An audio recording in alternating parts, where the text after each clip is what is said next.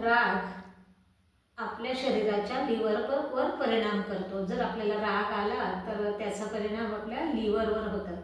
मग काही अशा हाताच्या सूक्ष्म काही हालचाली आहेत की ज्याच्याने लिव्हर पण मजबूत होईल आणि रागावरही नियंत्रण होईल. तर काय आहे त्याच्या 1-2-4 हालचाली हाताच्या त्या आपण बघत आहोत. सुरुवातीला आपण असं त्याला रिलीज केलेलं आहे.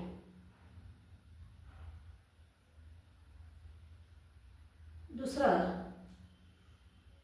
लांब लांब श्वास चालू ठेवायचा आहे. तिसरं,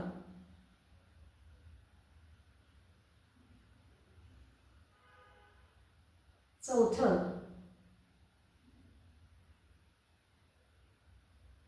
आणि पाचवं जे आहे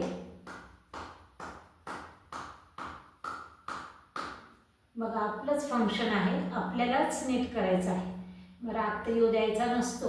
योग आणि ध्यान आणि प्राणायाम केल्याने रागावरही नियंत्रण येतं. पण काही अशा सूक्ष्म हालचाली करून आपण त्यालाही मजबूत करूया आणि आपल्या रागालाही कमी करूया. आवडला असेल तर नक्की शेअर करा, लाईक करा, सबस्क्राईब करा. ओम धन्यवाद.